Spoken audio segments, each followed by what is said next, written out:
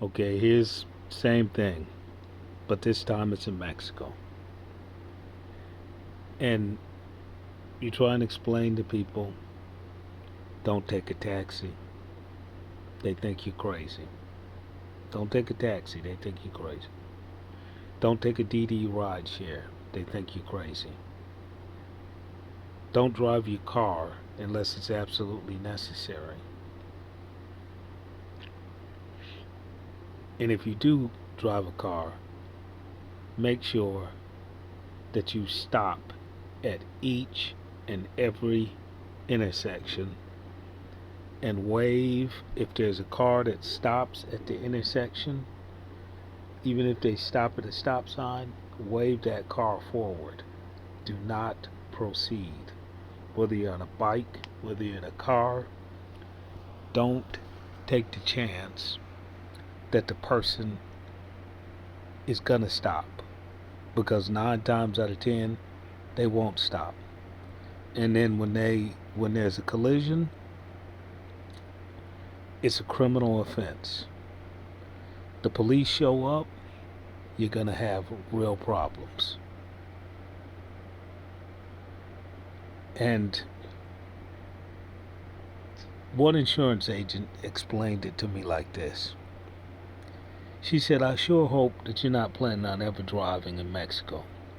She said, because I had a client, and the client was driving in Mexico and was struck. It was absolutely the fault of the Mexican.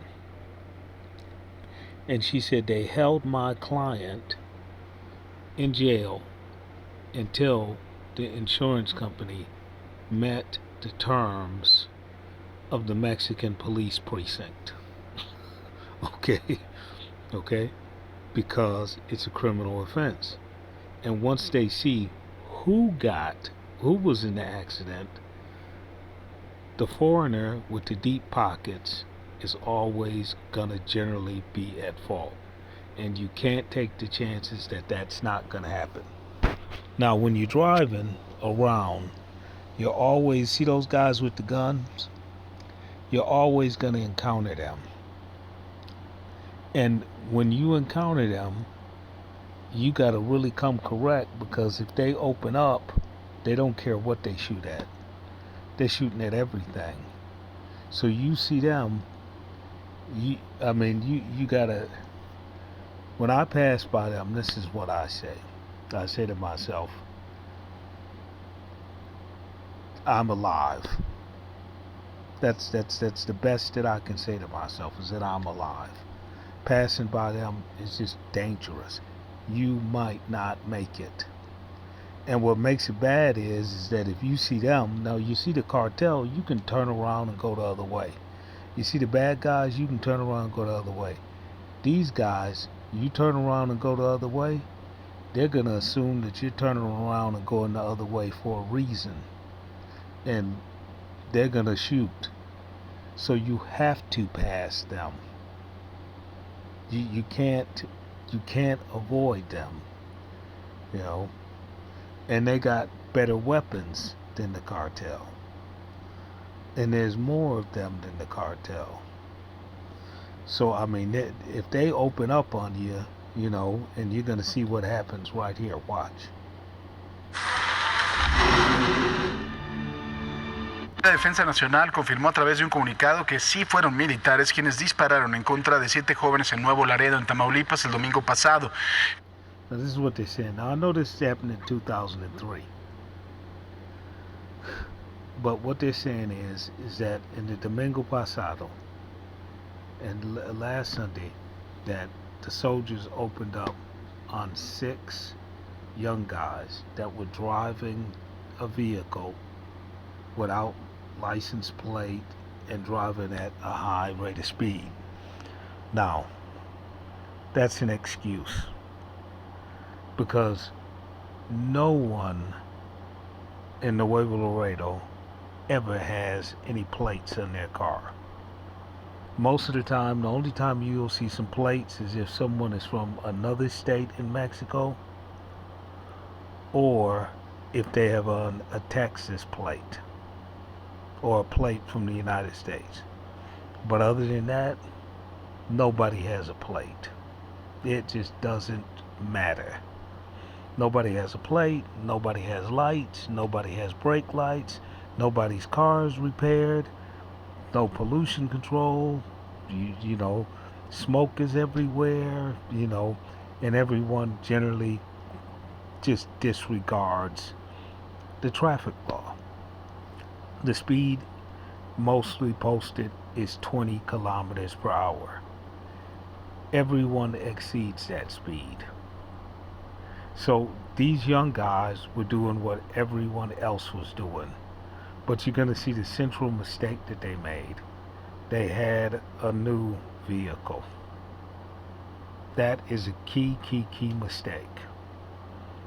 That's a key mistake. And they're going to pay for having a new vehicle. And after he finishes, I'll explain why you don't want to have a new vehicle. Watch. Explicaron que los involucrados iban a exceso de velocidad sin luces encendidas y sin placas.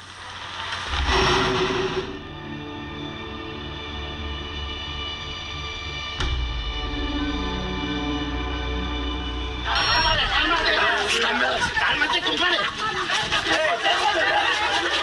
¡Cálmate, compadre!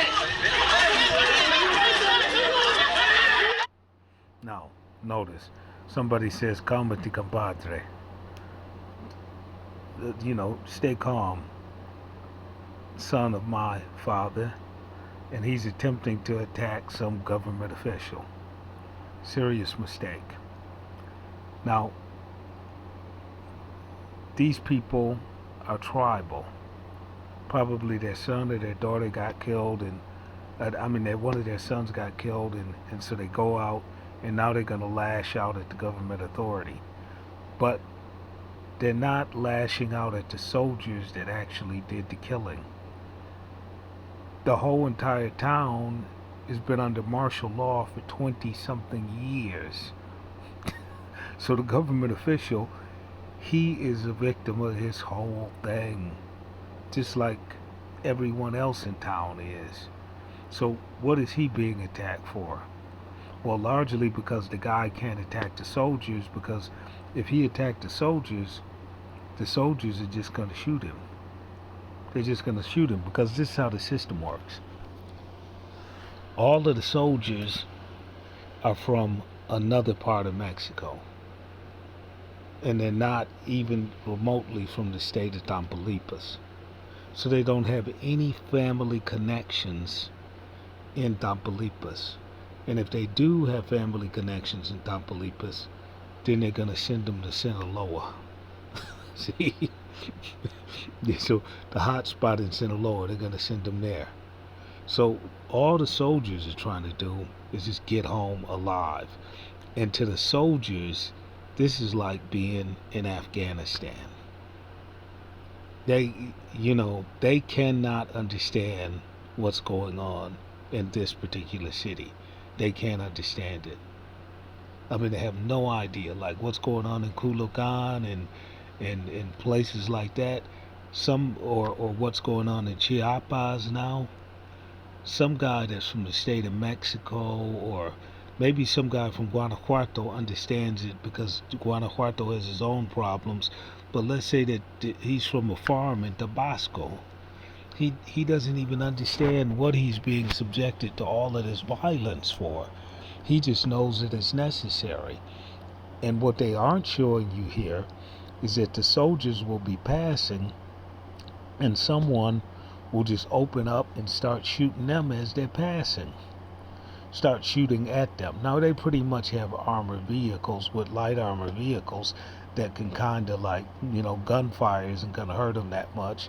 And they're fairly well protected, so they might get hurt, but generally they don't get killed. But people just open up and ambush them. So, and they're under martial law. And the president of Mexico does not have to declare martial law in this area. That's what the residents don't understand, because there's no police force. That issue was settled 23 years ago. So the average person in this town wasn't even alive when the issue was settled.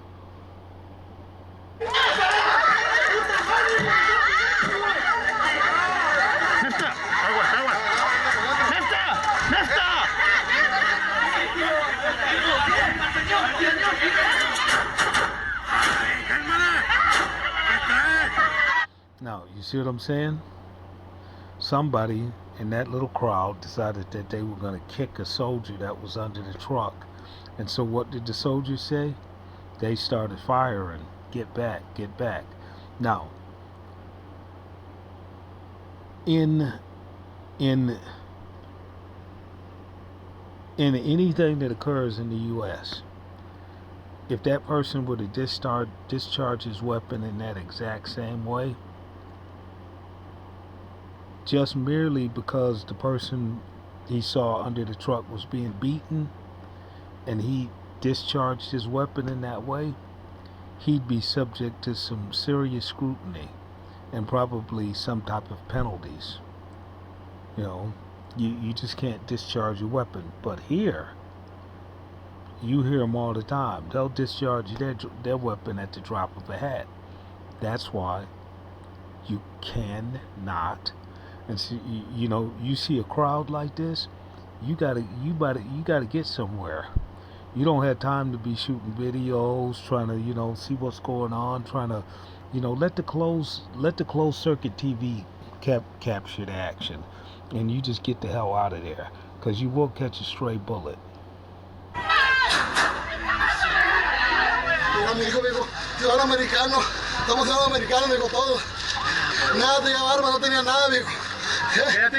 Now, what this guy just say? He said, "Somos americanos." ¿Qué edad tiene tu hijo? Somos americanos. Somos americanos. No tiene armas. No tiene nada. What happened?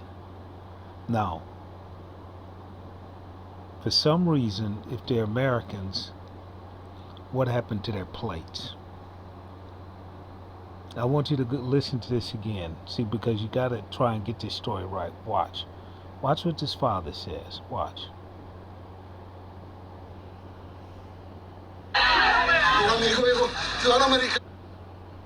Quiero a mi hijo.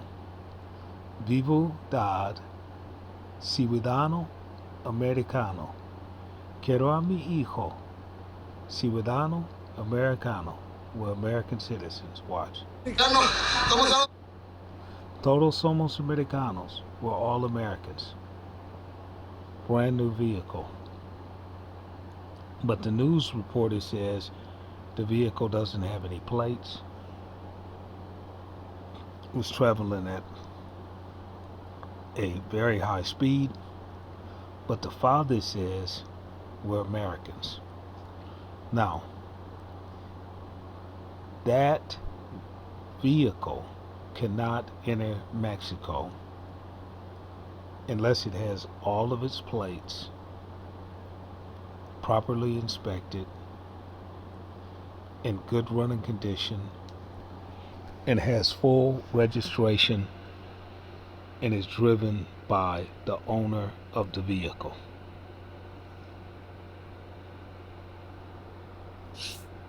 See? Now, you see this? Now, if you don't know this and you're a Mexican, you don't know what's going on here. You have just absolutely no idea. You have no idea. But if you know the procedures to get that vehicle across, now all of a sudden you know what's going on. And something is going on here. I don't quite know. I haven't got it figured out. This is a year ago. But the father should not have gotten involved in this. He should have stopped everything that he was doing and made his way to the American consulate and put in his complaint there. He shouldn't have been out in the middle of the street doing any of this. People do foolish things when they lose a loved one. Nada, tenía barba, no tenía nada, viejo. ¿Qué edad tenía tu hijo? 21 años, Gustavo Ángel Suárez. He says, look, my son is only 21 years old. We don't have any weapons. We don't have anything. These guys are just driving by the patrouillas. That's what they call it. And everybody will say, don't drive past the patrouillas. Everyone will say that. But if they see you turn around, they can chase you down and shoot you up anyway. So you gotta pass them. So the safest thing to do, unless it's an absolute emergency, don't be in a vehicle. Now, here these guys are in a brand new vehicle. So a brand new vehicle, and I told you I'd tell you something about this. A brand new vehicle means one of two things. It means either you are involved in organized crime. Well, it can mean three things. You're a professional, you're involved in organized crime, or you're a foreigner. Now, if you're from Tabasco and you're 19 years old and you got the orders to shoot to kill and you want to make it back to Tabasco, you're going to assume that in those three scenarios that if you have a problem, you're going to shoot to kill and assume that the people are not Americans, not professionals, and that they're narcos. 60 horas después de estos hechos, la Secretaría de la Defensa Nacional emitió un comunicado de prensa, dando su versión de cómo fue que 5 hombres murieron y uno quedó gravemente herido después de que soldados dispararan contra esta camioneta blanca. Dice el comunicado que aproximadamente a las 4:50 de la mañana del domingo, personal militar realizaba reconocimientos en el área urbana de Nuevo Laredo, cuando oyeron disparos de armas de fuego, poniéndose en alerta, avanzando hacia donde se escucharon. Posteriormente, observaron la camioneta pick-up con 7 hombres a bordo, quienes se trasladaban a exceso de velocidad con las luces apagadas y sin placas. Al observar la presencia de las tropas, la camioneta aceleró de manera intempestiva y evasiva, deteniendo su marcha. Okay, now wait. See what they're saying? They're saying at 5:30 in the morning, taking into consideration what the father said, and taking into consideration the nationality of the people.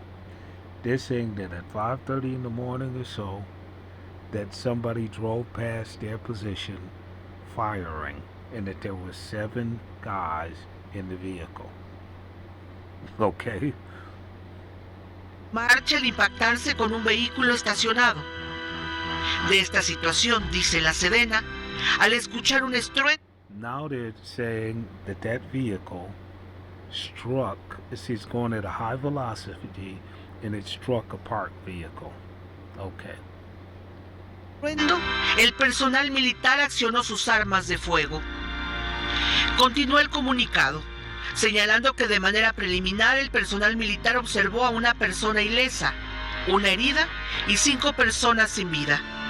A la persona herida se le brindó la atención solicitando el apoyo de una ambulancia. La Sedena asegura que actualmente diversas autoridades se encuentran investigando para determinar la veracidad de estos hechos. Quedan varias preguntas después. Now, so they have an investigation to determine the truth of this, of what has occurred here. I mean, the arithmetic isn't added up, and appears to be no damage to that white vehicle to your left that supposedly has struck a parked car, and the plates on the vehicle are not visible. Pues del comunicado. ¿Qué pasó con el pasajero número 7 que salió ileso? ¿Dónde quedaron los cuerpos de los 5 hombres sin vida y el herido? Now, so she says there's 5 dead.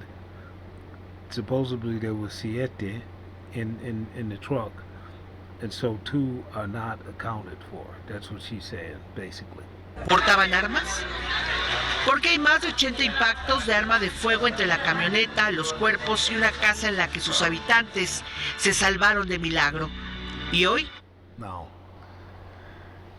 she's saying, look, all that the military are claiming is fine, but the problem of it is that we have bullets that are going into houses, and so we have more bullets being fired than appears to be necessary, and the bullets also are not necessarily targeting the men who were are deceased. Okay. Son testigos de lo sucedido la madrugada del domingo. Oír cómo se quejaban ese muchacho que pienso que es el que estaba vivo, pidiendo ayuda o lo que sea. ¿Usted cree que no? Now, this lady is saying that a muchacho who was injured came running up to her house and he asked for assistance.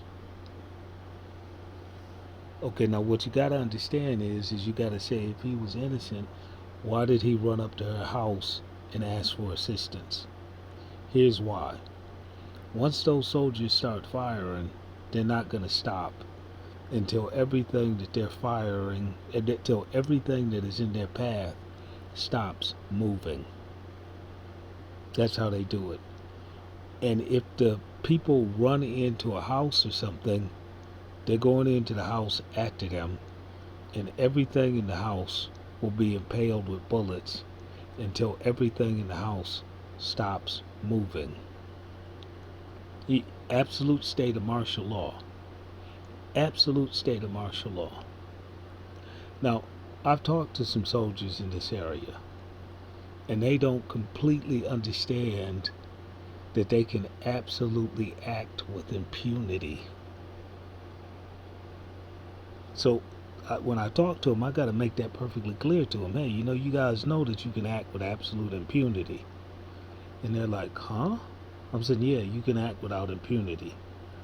And you tell them about the Constitution of Mexico and how it actually works and how you actually declare martial law. And a declaration of martial law does not have to come from the President of Mexico, and it does not have to come from the Congress. It can come situationally. It's that loosely interpreted. See, but Mexicans don't understand that. And that's largely because Mexicans don't read. See, like you look at this house here, and if you were to go all the way through this house, you're not going to see a book. You walk through any Mexican house, you won't see a book. You won't even see the Constitution hanging on the wall. It's an opaque document. No one even knows what the document says. Se siente feo, uno es humano. Pues él decía que lo ayudaran. Pero yo me imagino que es el que estaba herido aquí. Decía, ayúdenme. Abajo usted escuchaba que estaban con vida. Ese nada más. Ese escuché yo, bueno, eran dos porque estaba otro en la camioneta que también se quejaba.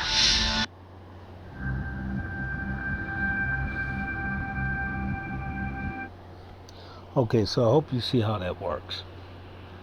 That's why when you say have an independent means of transportation in Mexico that doesn't require gas, that doesn't require electrification, do not drive, don't take ride share, at most take public transportation.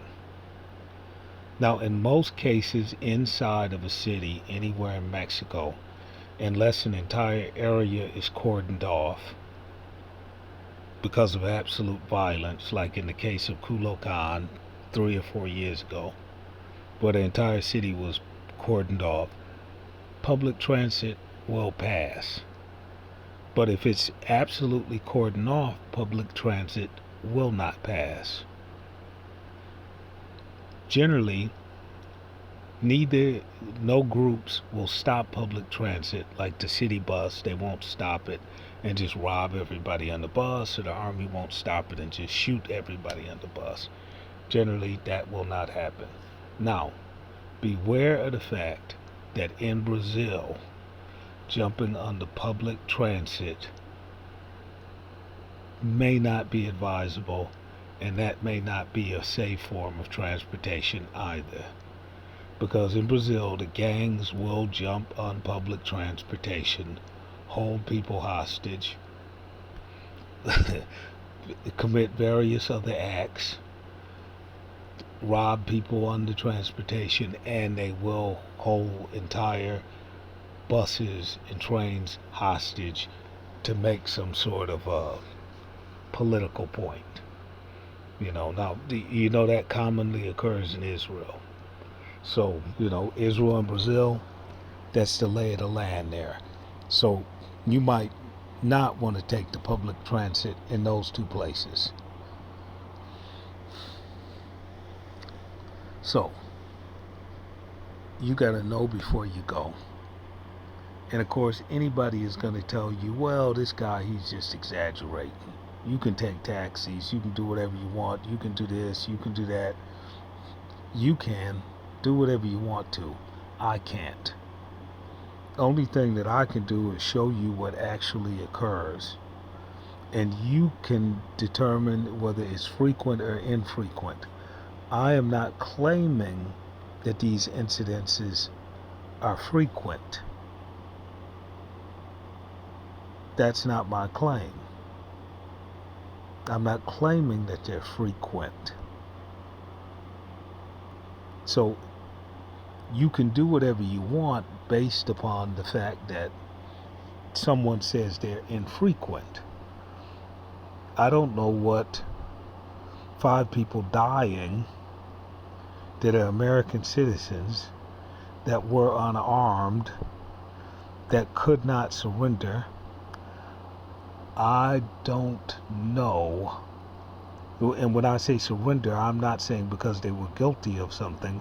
I'm saying that they literally, once these soldiers get their hooks into you, you can't surrender. You can't surrender. They're going to run you down. Doesn't matter where you go. You can't surrender. Once they engage, once they start firing their weapons and they engage, it's to the death. Now, there's very good reason for that.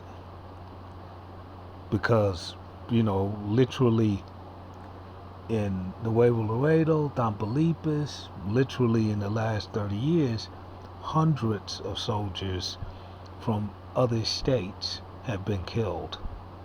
So all of the young men from the other states know that it's a death zone. They hate coming to the place. They hate coming to Michoacan. They hate coming to Tamaulipas. They hate it. And so when they get here, it's like being sent to Afghanistan. It's like being sent to Vietnam. That's how it is in their mind. So here's the thing.